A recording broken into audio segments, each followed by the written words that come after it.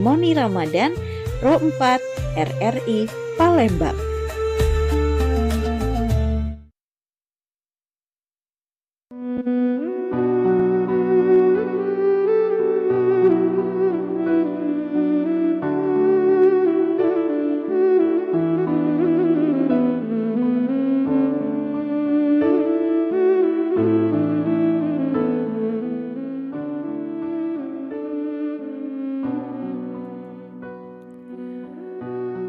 Oke, Assalamualaikum warahmatullahi wabarakatuh. Selamat sore dulurku pendengar Perumpat RRI Palembang, Suara Budaya Sumatera Selatan nih.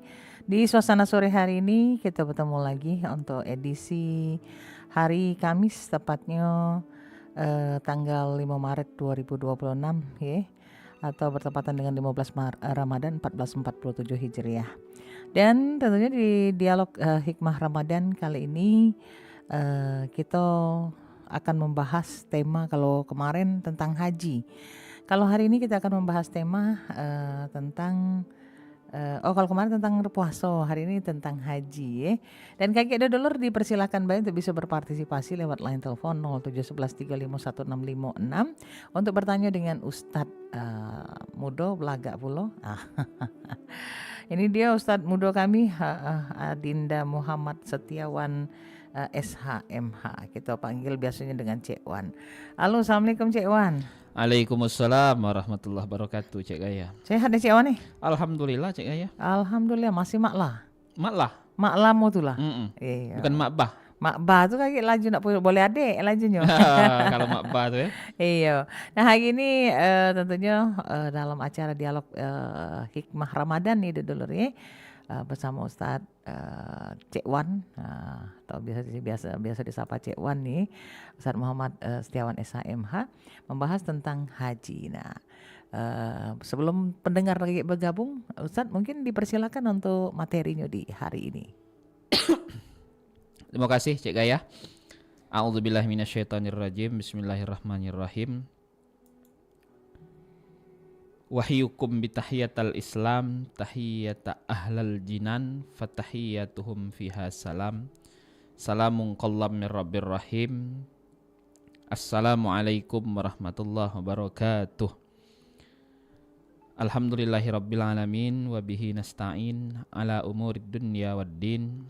Assalatu wassalamu Assalatu wassalam ala asyrafil anbiya wal mursalin Sayyidina Maulana Muhammadin wa ala alihi wa sahbihi wa barik wa sallim ajma'in. Ashhadu an la ilaha illallah wahdahu la syarikalah wa ashhadu anna sayyidana wa nabiyana Muhammadan abduhu wa rasuluh la nabiyya wa la rasula ba'dah. Allahumma salli wa sallim ala sayyidina Muhammad wa ala ali sayyidina Muhammad. Faqala ta'ala fil kitabihil aziz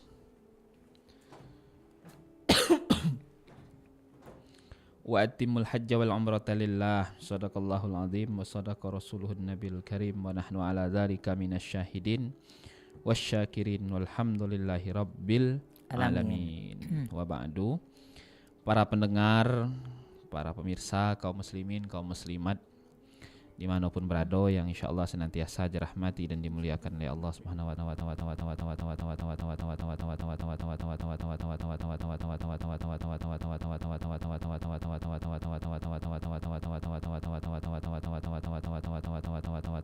1447 Hijriah kita dapat kembali melaksanakan program dialog Hikmah Ramadan kita. Pada hakikatnya ini adalah majelis ilmu diprogramkan oleh channel RRI Perumpat ini dalam setiap harinya dengan berbagai tema dan disiplin ilmu yang insyaallah kami diamanati dan tugaskan untuk mengampunya. Dan kebetulan pada petang hari ini kita ngangkat tema haji. Bersyukur kita dengan mengucap alhamdulillah wa syukrulillah ala ni'amillah, dan bersolawat kita dengan membaca Allahumma salli ala Sayyidina Muhammad wa ala ali Sayyidina Muhammad. Semoga dengan solawat tersebut KG di hari kiamat baginda Nabi kita Nabi Muhammad SAW akan memberikan syafaatnya kepada kita galau-galau. Amin, Allahumma amin. Para jamaah yang insya Allah senantiasa dirahmati dan dimuliakan oleh Allah Subhanahu Wa Taala, Dalam beberapa kajian yang lalu kita sudah bahas terkait syariat. Turunan dari syariat itu ialah rukun Islam, dan turunan dari rukun Islam itu ialah 5 ibadat atau 5 syariat yang Allah turunkan kepada kita. Kemarin sudah kita bahas syahadat, salat, zakat, puasa, dan hari ini kita akan bahas mengenai haji dan juga umrah. Jemaah yang insyaallah senantiasa dirahmati dan dimuliakan oleh Allah Subhanahu wa taala. Sebelum kita masuk ke cerita haji, maka kita akan cerita sejarahnya dulu dari haji itu dewek. Jadi, jemaah dimuliakan Allah, Ka'bah Al-Musyarrafah yang terletak di kota suci Mekkah Al-Mukarramah itu sudah ada ketika dunia ini ada. Artinya sebelum zaman Nabiullah Adam alaihissalam, barang itu sudah ada, bangunan itu sudah ada. Tapi secara fisik bentuknya hanya berupa pondasi yang sifatnya sederhana dan sifatnya biasa. Lalu, jemaah dimuliakan Allah, atas perintah Allah, Nabiullah Ibrahim dengan Nabiullah Ismail, 2 beranak, diperintahkan untuk Allah menuju ke lembah yang disebut Bakkah itu tadi, yang kelak akan jadi Mekah, yakni untuk, kalau bahasa sekarang, naik pondasi, naik bangun. Dari pondasi yang sudah ada itu dibangunkan lagi, dinaikkan lagi, dirapikan dan direhab lah bahasa kalau hari ini. Ialah Ka'bah tadi. Nah lalu sejak saat itulah, sejak zaman Nabi Ibrahim dan Nabi Ismail inilah, secara turun-temurun pengikut agama Tauhid atau pengikut agama Hanif dari Nabi Ibrahim, yang sejatinya mereka sudah berislam secara Tauhid, namun mungkin secara syariat berbeda, mereka melaksanakan ibadah namanya haji. Ibadahnya ibadah musiman, yakni di bulan haji, artinya di bulan terakhir dari bulan Qamariyah. Dan ibadatnya ibadat tahunan, dilaksanakan tiap setahun sekali. Dan itu berlangsung dari satu generasi ke generasi berikutnya, dan berlangsung dari satu suku. Kalau kita di sini nyebutnya suku, kalau orang di sana nyebutnya bani, Cik Gaya. Bani. Yo. Nah, bukan. Oh, Bani itu suku, untuk sebutan suku. Iya, bahasa Arab tuh bani kan, arti keluarga kan. Bani Anak Israel, cucung lah. Iya, ya. suku-suku dari bangsa Israel kan. Bani Hashim, suku-suku dari bangsa Hashim. Bani Quraisy, suku-suku dari bangsa Quraisy. Nah, kalau datang ke kita Indonesia ini, bani itu diterjemahkan jadi suku. Cak kita ini lah, ada suku Komering, ada suku Musi, Sekayu, ada suku Basema. Nah, kalau di Arab itu ada suku, ada sub-suku, banyak pecah-pecahan suku. Nah, jadi orang Arab itu juga apa namanya itu hidup berpopulasi dan berkoloni itu Cik Gaya. Bukan suku yang mas tuh Iya, jadi suku itulah tadi. Bukan, lain itu lagi naik itu suku sih kok itu. Nah, jadi suku-suku lah ini tahu Ustaz nih ujungnya ke situ. iya lagi naik kalau suku siko itu. Kalau suku ini tak ada naik-naik karena itulah dia. Iya. Nah, akhirnya suku-suku ini tiap tahun itu melaksanakan ibadah haji, kunjungan Cik Gaya. Nah, kunjungan itu dalam setiap tahun itu mereka melaksanakan tentu yang namanya ibadat ya. Nah, adapun cak mano ibadatnya ya tentu dari satu masa, satu generasi ke generasi lain itu ada perbedaan. Dari satu suku ke suku lain ada perbedaan, karena waktu itu tentu syariatnya berbeda dengan syariat yang sudah dipakemkan oleh Nabi kita sallallahu alaihi wasallam yang kita hari ini kita pakai cak itu kan. Tapi jemaah yang dimuliakan Allah, kalau bahasa sekarang nih beda tipis. Iya, tak jauh-jauh beda antara syariat sebelum dari zaman Nabi Ibrahim ke Nabi Muhammad dengan syariat yang dipakemkan oleh Nabi Muhammad sampai kita hari ini. Contoh Cik Gaya, ada syariat tawaf. Tawaf itu kan kelilingi Ka'bah memang dari zaman Nabiullah Ibrahim sudah ada. Lari-lari antara Safa dan Marwah justru itu adalah bentuk tapak tilas kita kepada Sayyidatuna Hajar dengan Sayyidina Ismail bin Ibrahim alaihissalam. Nah, jemaah dimuliakan dan dirahmati Allah. Jadi haji itu sudah berlangsung selama apa namanya itu ratusan bahkan ribuan tahun, berlangsung dari zaman Nabi Ibrahim sampai Nabi Muhammad. Nah, karena ini berlangsung selama ribuan tahun, maka tempat yang pada waktu itu disebut dikenal dengan Ka'bah dengan Mekkahnya itu menjadi tempat yang disucikan atau disakralkan. Nah, penyucian dan sakralan dari wong-wong Arab pada waktu itu ada yang memang dia masih bertauhid, dia tidak menyembah kepada sesuatu sembahan-sembahan selain Allah. Ada juga yang dia ni cek gaya hajinya jalan, tauhidnya jalan, la ilaha illallah jalan, tapi syiriknya juga jalan. Kenapa syiriknya jalan? Anak-anak Nabi Ismail, keturunan Nabi Ismail yang wong soleh, yang ada juga jadi nabi, ada juga jadi wali, jadi wong soleh, jadi salah satu wong berdambung yang alim, yang bagus tadi dibuat ni patung. Dipatungnya dibuat ni patung, dipajangnya. Disembahnya patung ini tadi. Padahal wong-wong yang mereka visualkan di patung ini tadi ngajarkan tauhid. Nah, itu berlangsung selama ratusan bahkan ribuan tahun. Jadi berhala itu Jadi berhala tadi. Jadi aslinya itu ceritanya. Nah, karena ini ibadat tahunan cek ya. Jadi ini ibadat plus healing, plus pariwisata. Nah, akhirnya wong dari seluruh penjuru Arab itu datanglah ke yang namanya Ka'bah Mekah tadi untuk melaksanakan ibadah haji tahunan. Nah, wong Mekah tadi melihat ini kan ada peluang bisnis. Nah, aku dimanfaatkan. Dan itu tidak salah, sama boleh rezeki sana memang, bagi sana. Jadi dimanfaatkan untuk berjualan, berdagang, bertukar komoditi pada waktu itu kan. Nah, dan apa namanya itu yang ekspor importirnya jalan di situ. Jalur-jalur perdagangan dunianya di situ masuk dalam setahun sekali tadi. Nah, adalah seorang raja namanya Abroha dari Yaman raja nih. Yaman ini selatan Jazirah Arab juga ya. Paling dekat dengan laut kan. Nah, dia mikir uji raja Abroha tadi. Jadi ini kadang jarang cuma ceritakan soal peristiwa kelahiran Nabi kan. Tapi enggak ada ceritakan apa asbab musabnya kan. Abroha ini cek gaya kalau masuk sekarang ini cemburu sebagai seorang raja. Ay katanya Mekah ini tiap tahun masuk boleh proyek nih. Proyek pariwisata baru masuk. Nah, dan juga itu memang di satu sisi memang ada unsur ketuhanan atau unsur religi keagamaan adalah ibadat syariat haji, di satu sisi ada perputaran roda ekonomi dunia yang di situ. Jadi di Abroha tadi ay katanya lapang Mekah ini. Kita di sini ada bagian apa-apa cuma sekedar ngurusi kapal ada dalam semenanjung teluk kan. Laut. Uji Abroha inilah dia ngomong. Mungko perdagangan visa dunia ini masuk ke Yaman ke tempat dia, itu buat gue Ka'bah tandingan gitu Abraha kan. Akhirnya dibuatlah Ka'bah tandingan, tapi sebelum dibuat Ka'bah tandingan itu Abraha ini nak nyerang, nak meratakan Ka'bah dengan Mekah yang ada sekarang ini.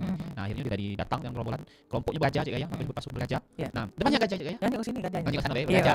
Jangan ke sana. Agak sana cak mana saya? Beda ya, agak beda. Kalau ngomong gajah Iya. Rasa-rasa pecah saya di saya kan.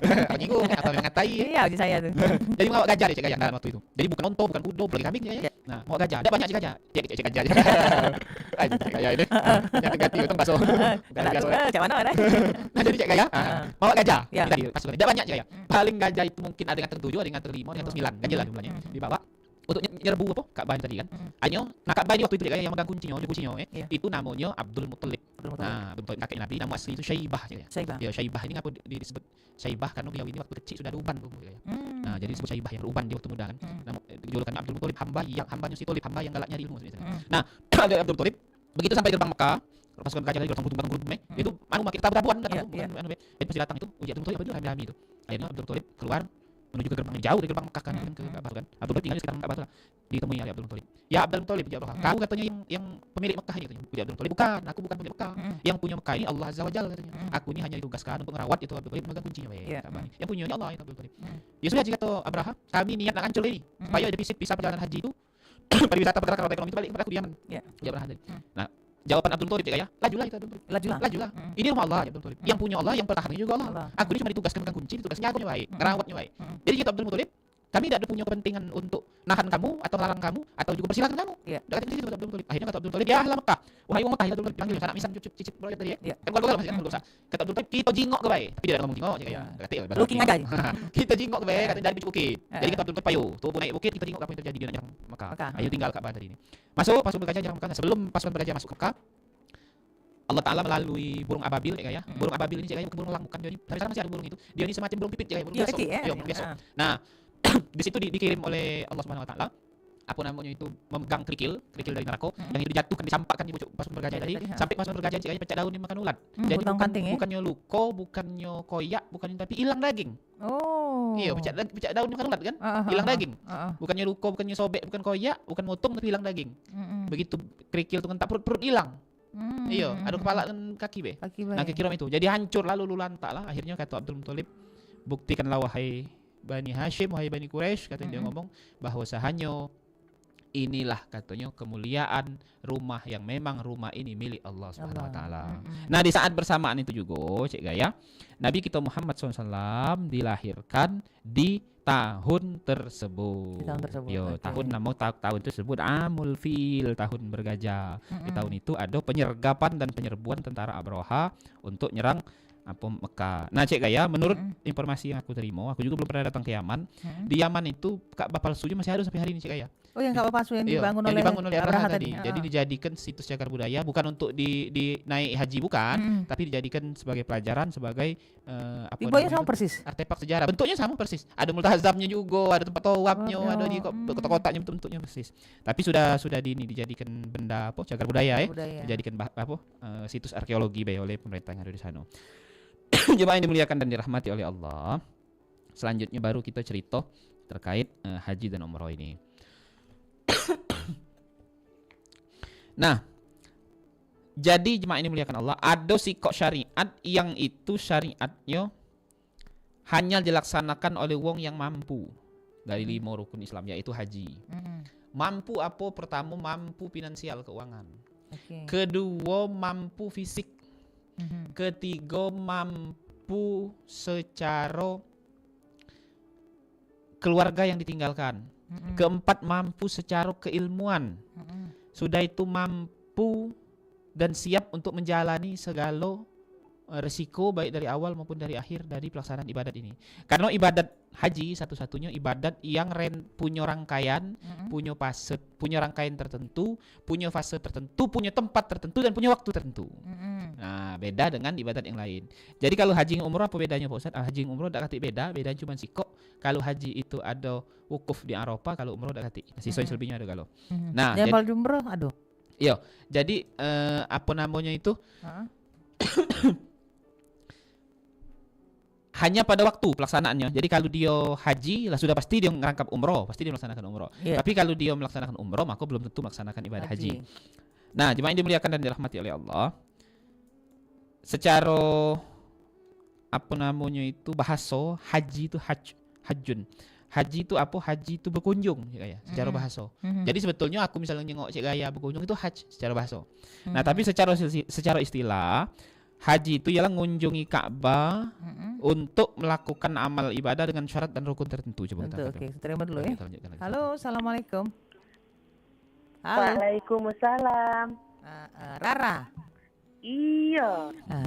Dia tuh gimana nak bertanya dengan Ustaz? Assalamualaikum Pak Ustaz. Waalaikumsalam warahmatullahi wabarakatuh. Nah, ditanyakan ini Pak Ustaz. Astagfirullahalazim dan astagfirullahalazim.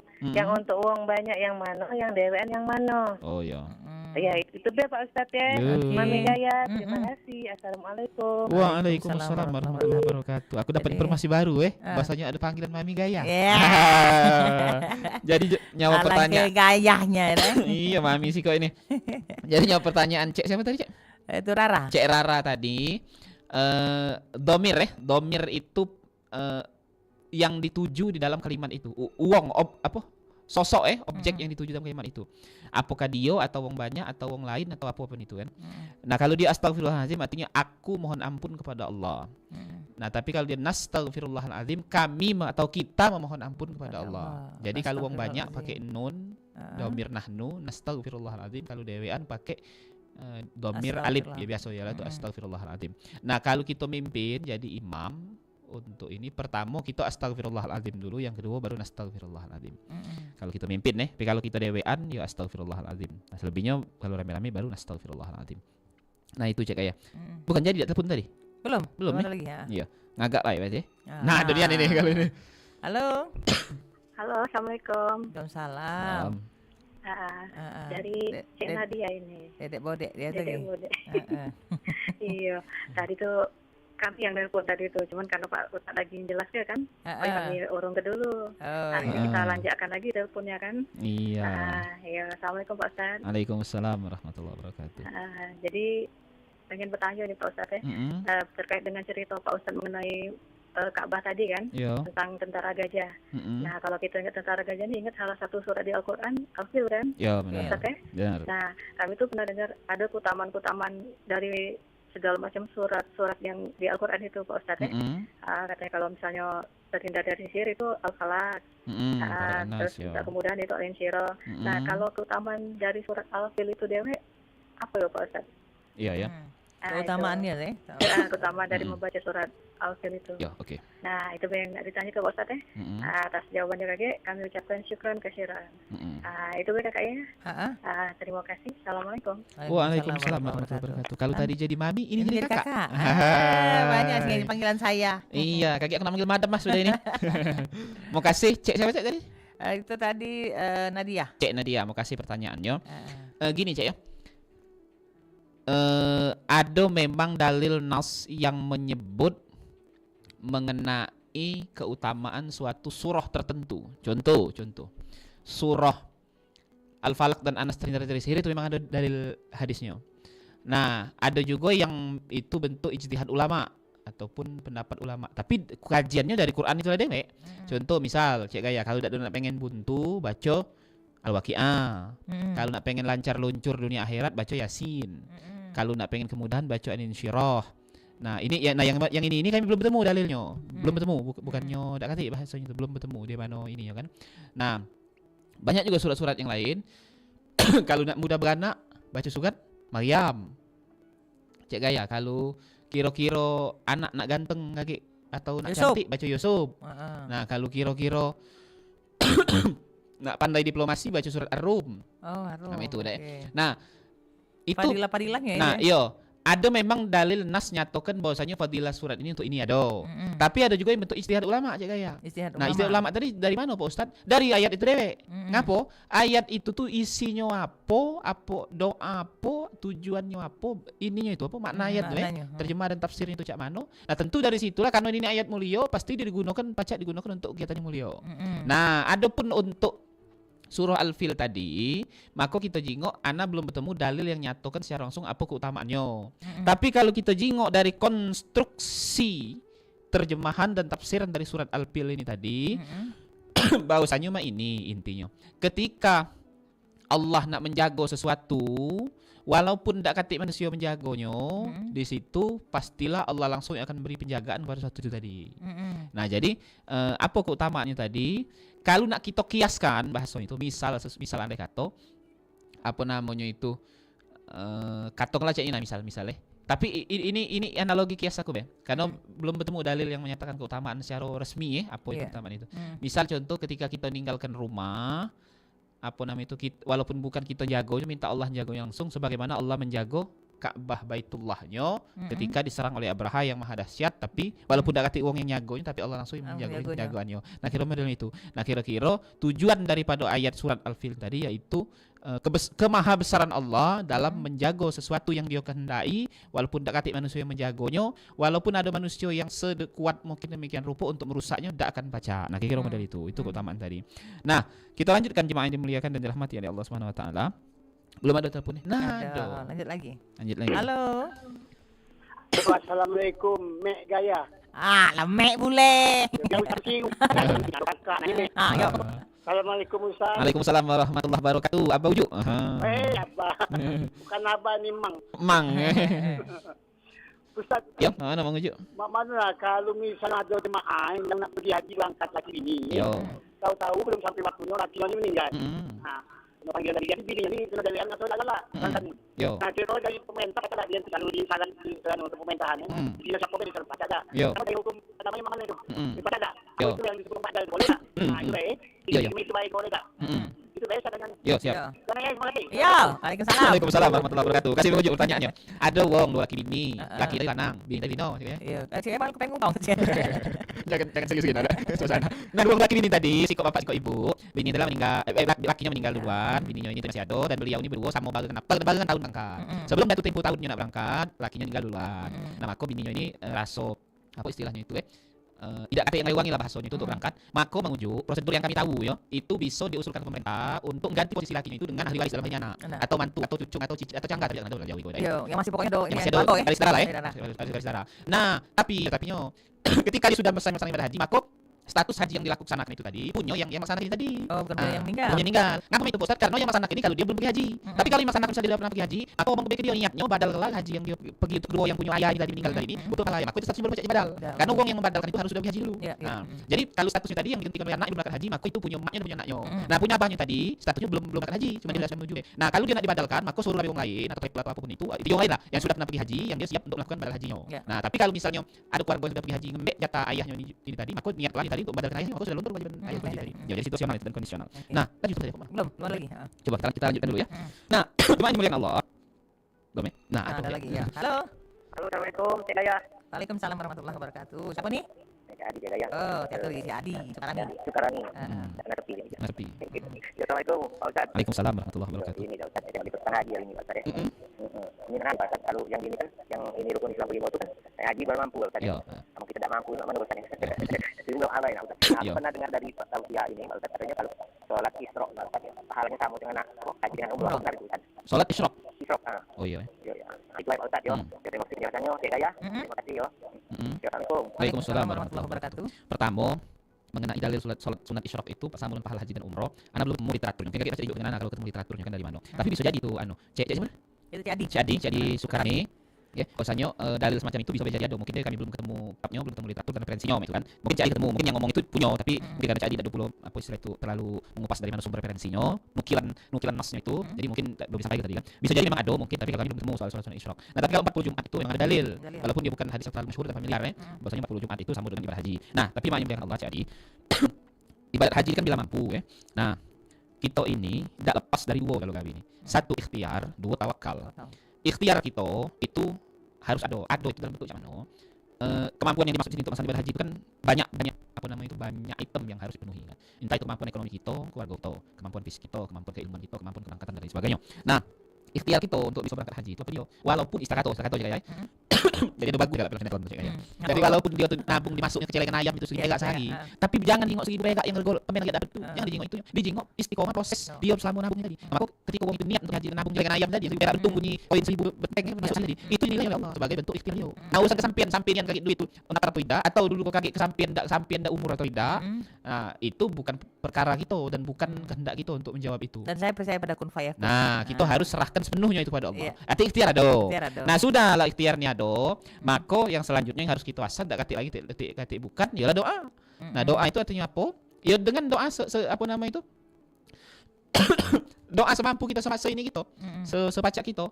Ya Allah Tuhanku, aku nak pengen berangkat. Ya Allah Tuhanku, ini. Nah, tapi kalau anak pribadi, anak ada solawat namanya solawat haji, yang apa namanya itu? Memang ada ijazahnya dulu dari kiai. Nah, kaget jalan kesempatan dapat nak minta baca kayak kita tunjuk kan. Nah, tapi menurut ana setiap doa kita, permohonan kita itu adalah bentuk dari tawakal kita. Nah, ketika dua ini seiring sejalan, maka isi sinetron itu benar kalau jadi kenyataan. Ketika dia ngumpuli sedikit demi sedikit, ketika dia berdoa terus, maka dia benar-benar baca haji tadi. Nah, jadi bukan Allah itu memberangkatkan yang mampu, tapi Allah mampukan yang memang dia kehendaki ingin berangkat. Nah, kira-kira model itu. Dan itu benar. Saya itu penasaran tadi Ustadz sempat nyinggung tentang ijazah ya. Iya. Jadi kalau misalnya ada apa misalnya itu kan amalan atau apa yang dilakukan itu memang harus diijazahkan atau bisa kita misalnya karena kan kadang di di sosial media itu kan banyak tuh Ustadz. Iya. Yang di share-share di share-share tuh kan itu kan misalnya untuk ini katanya kan ijazahnya adalah seperti ini. Ini seperti ini. Nah, itu apakah kalau seandainya itu tidak ada diijazahkan langsung dari misalnya macam kiai atau apa? Itu apakah itu akan bisa maksud saya makbul atau qabul seperti itu? Jadi ini kayak amalan itu sesuai kapasitasnya. Ada yang dia sifatnya umum, ada yang sifatnya khusus. Apa yang sifatnya umum, baca Quran, salawat, zikir, apapun itu umum itu. Nah, ada juga yang sifatnya khusus. Nah, jadi amalan itu cek gaya sama pecah kebutuhan pokok kita sehari-hari. Ada sifatnya pecah minuman, mendinginkan.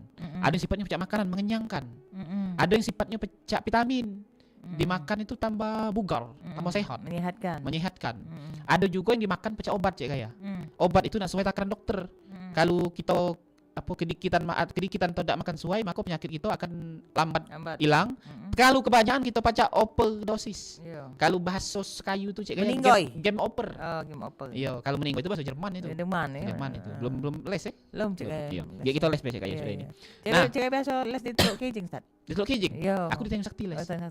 Les baso luang begini lah. Nah, jadi cek gaya obat ini tadi amalan itu sama pecah kebutuhan kita. Nah, kalau yang dia umum tadi cek gaya dia sama pecah makanan, pecah minuman, bahkan sama pecah vitamin, pecah solawat biasa zikir apa. Nah, tapi ada beberapa amalan yang dia khos, artinya kadar dan kapasitas kita ini kan tiap uang berbeda-beda. Nah, artinya berbeda-beda ngapa beda-beda Pak Ustaz? Ya beda-beda lah, kita ibadat beda, kadang ada yang mungkin taat doang tuh kan. Ada yang mungkin ibadat yang syariat wajib dia lagi kadang mungkin penyu kan. Nah, beda. Ada juga kita ini perbedaannya ini mungkin keluangan waktu untuk ngamalkan tuh tidak do seluas yang lain kira-kira itu kan. Nah, maka ada beberapa yang amalan-amalan sifatnya khusus yang itu diramu oleh para ulama, dimenukan oleh ulama-ulama yang memang sumbernya dari Al-Quran dan Al-Hadis, tapi dia harus diijazahkan. Diijazahkan dalam arti itu cek ini cek gaya. Ulama itu kiai atau ustadz atau siapapun itu yang punya, yang dapat amalan itu juga dari pendahulunya, dari gurunya dulu. Itu dia mengetahui kapasitas dan kadar murid atau jamaah atau sahabat atau wong yang nak diunjuk tadi. Nah, jadi pijak dokter dan pasien lah. Nah, misal dokter, aku cek batuk ini, batuk ini diunjuk dokter obat yang generik misalnya, obat yang biasa. Nah, mungkin dengan aku obat generik itu sembuh. Nah, tapi mungkin kalau dengan Cek Gaya batuk tadi obatnya tidak baca yang generik, harus yang ekstra. Nah, aku amalan yang ijazah diunjuk ke Ustadz Kiai itu dengan aku, dengan Cek Gaya itu lain, walaupun kita ini sama-sama guru, sama-sama ini. Nah, mungkin dan cek itu kira-kira itu analoginya maksudnya. Analogi apa bedanya ijazah yang umum, yang tidak perlu pakai ijazah, yang berseliweran di sosmed itu tadi. Cuma hati-hati juga sosmed itu Cek Gaya kita ini kadang ada juga amalan tuh kadang salah. Nah, salahnya kan bahaya, menyesatkan itu. Entah itu salah lafaznya, entah itu salah bacaannya, entah itu salah artinya, entah itu salah cara ngamalnya, kan kira macam itu.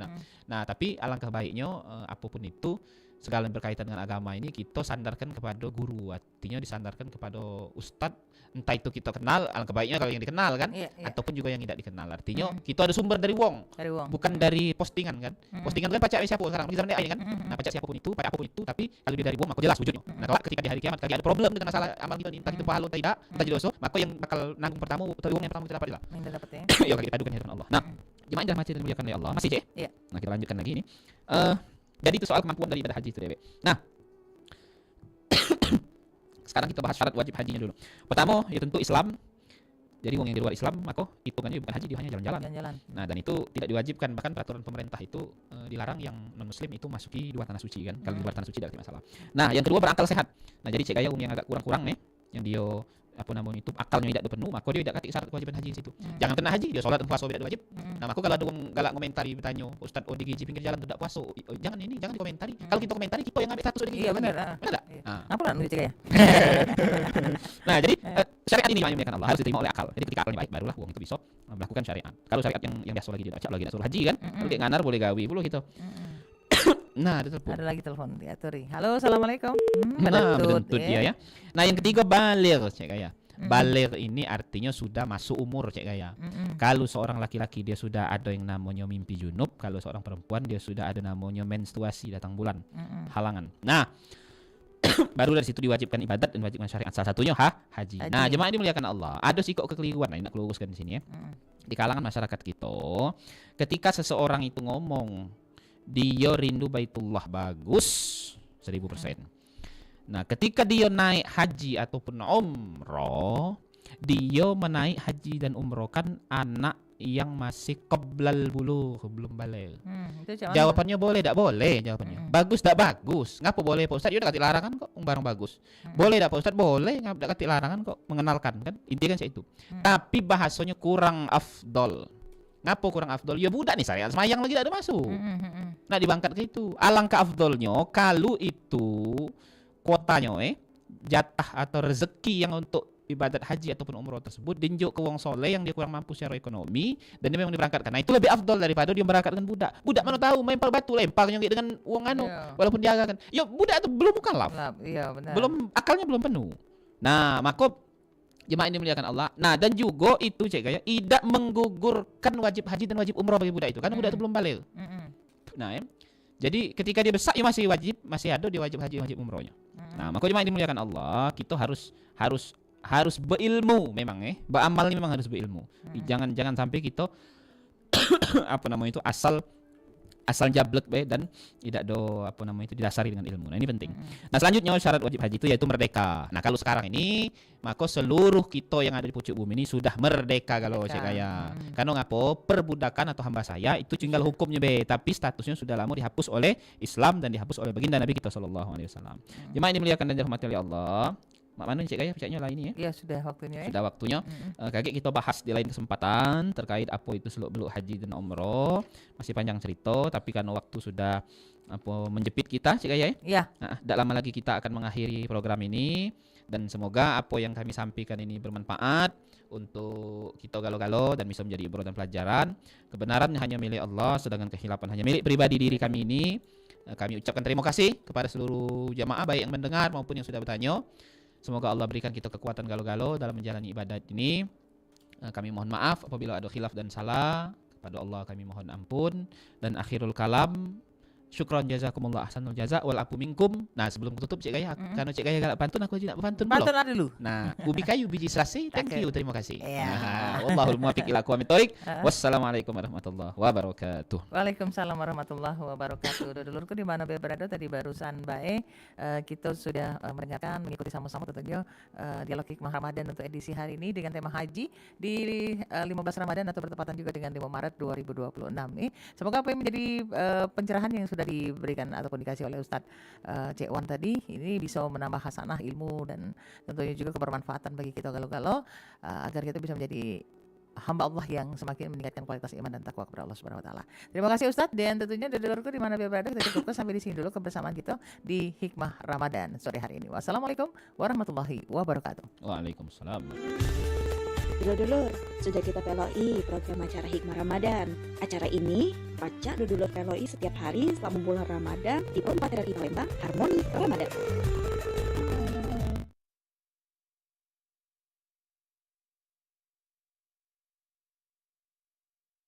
Dulu kita berada sambil nunggu ke saat ini bergabung bersama Pro 4 Jakarta, Pro 4 Jakarta bersama Masjid Agung Sultan Mahmud Badarudin II Palembang maksud kami. Kita hadirkan dulu lagu-lagu religi pilihan berikut ini.